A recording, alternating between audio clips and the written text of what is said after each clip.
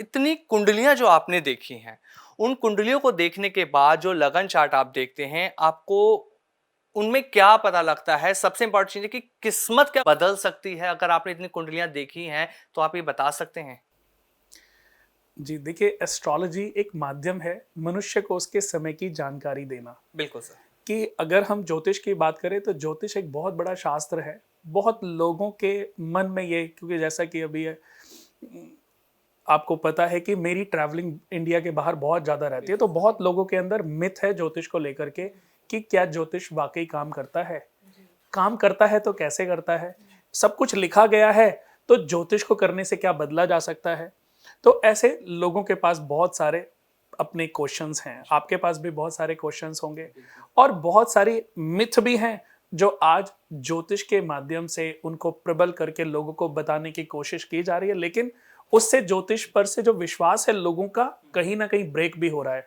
क्योंकि देखिए, आप एस्ट्रोलॉजी में विश्वास करते हैं, आज विश्वास करते हैं, लेकिन आपने विश्वास करके क्या किया, एक एस्ट्रोलॉजर से अपनी कुंडली की विवेचना कराई, लेकिन आपको रिजल्ट नहीं मिला। फिर दूसरे से कराई। अगर आपने 10 बार एस्ट्रोलॉजी एस्ट्रोलॉजी किसी से कंसल्टेंसी करी और उसके बाद भी रिजल्ट नहीं आए, तो आपका भ्रम क्या होगा, धीरे धीरे ब्रेक हो जाएगा। बिल्कुल सर। आप कहोगे अरे ज्योतिष कुछ नहीं होता, सब बेकार की चीजें हैं। बट मैं यहां आपको यही बताना चाहता हूं कि ज्योतिष पर उंगली उठाने से पहले उन लोगों में कमियां हो सकती हैं, मेरे अंदर भी कमी हो सकती है। क्योंकि अगर मैं ज्योतिष की बात करूं तो इस दुनिया का जो 100% एस्ट्रोलॉजी ज्योतिष का ज्ञान है वो 100% है। और इस धरती पर आज के युग में किसी को भी, किसी के पास भी 5% से ज्यादा की नॉलेज नहीं है। अच्छा। हम इस एक अर्थ के आसपास एक ब्रह्मांड के ग्रहों की कैलकुलेशन करते हैं, हम एक प्रेडिक्शन ही तो करते हैं कि ऐसा होगा, बट डिसाइड नहीं कर सकते। ग्रह डिसाइडेड है।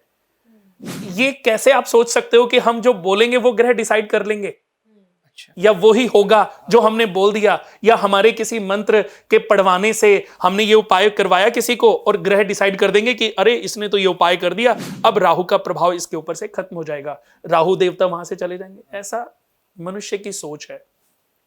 ज्योतिष एक महासागर है जिसमें जितना इसमें उतरोगे उतना आपको आपकी अज्ञानता का पता चलेगा। जी। पर मैं ये कहता हूं कि ज्योतिष पर से लोगों का विश्वास ना उठे, इसलिए चाहे जितने भी हमारे ज्योतिष करने वाले लोग भाई हैं, उनको भ्रमित करना, किसी को भ्रम में डालने से रोकना चाहिए। ज्योतिष केवल एक कोशिश मात्र है, पर भाग्य बिना कर्म के किसी का नहीं बदलता।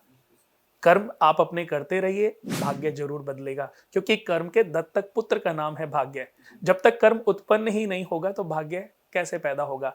तो अगर हम ज्योतिष में लगन की बात करें, लगन, बहुत लोग हैं जो कुंडली खोली सीधा लगन देखा, लेकिन कभी आपने मेरे शोज देखे होंगे तो शायद आपको, क्योंकि एस्ट्रोलॉजी का बहुत ज्यादा ज्ञान नहीं है, तो बहुत लोग एस्ट्रो कुंडली खोलते ही बताना शुरू कर देते हैं। पर मैं कहता हूं कि सबसे पहले हमें देखना चाहिए कि इस बच्चे का क्या योग है, क्या योग में ये पैदा हुआ है, क्या योग लेके पैदा हुआ है। जैसे शुभ योग, ब्रह्म योग, प्रीति योग, आयुष्मान योग, वृद्धि योग, सुकर्मण योग, ये अच्छे योग होते हैं। वृद्धि योग, सौभाग्य योग में कोई बच्चा पैदा हो जाए, जिस घर में पैदा हो जाए उस घर के वारे नारे कर देता है। अच्छा। शूल योग, व्यातिपात, गंड, अतिगंड, परिगा, व्यसन, वरियन, ये खतरनाक अच्छे योग नहीं होते। तो सबसे पहले जन्म कुंडली को देखने से भी पहले हमें योगों के बारे में समझना चाहिए कि ये बच्चा क्या योग लेके इस दुनिया में आया है।